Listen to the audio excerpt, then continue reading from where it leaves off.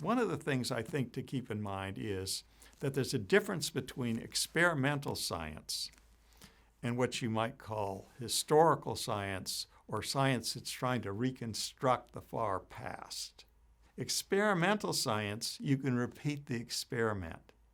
And most of the triumphs of science, if you think of the great theories of electricity and magnetism, of physics, of chemistry, that's all about experimental science. It really has no interest in trying to speculate about the far past. But when you try to speculate about the far past, you get into the problems of miracles. God can work exceptionally. We have science existing at all because God is faithful in his governance of the world.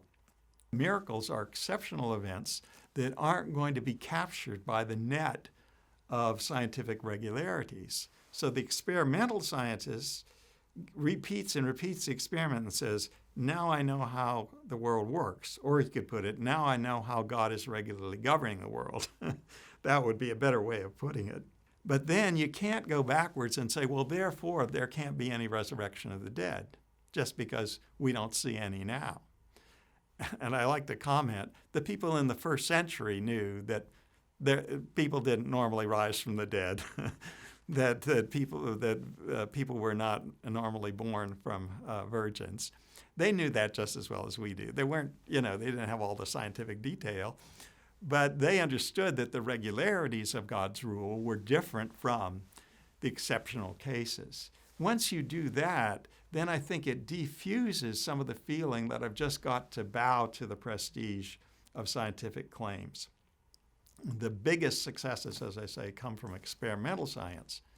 When you're dealing with these one-time events in the past, the origin of the first life, the origin of the first human beings, that kind of thing, then you're going to get in trouble if you don't acknowledge God could work exceptionally. That is a big, big issue that is often ignored in the attempts to scientifically reconstruct the past.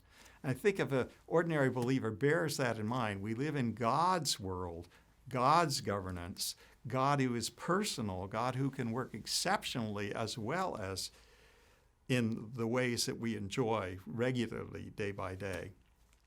If we keep that in mind, I think it helps at least to decrease the feeling of pressure against the Christian faith, that the real issues are often, is there a God?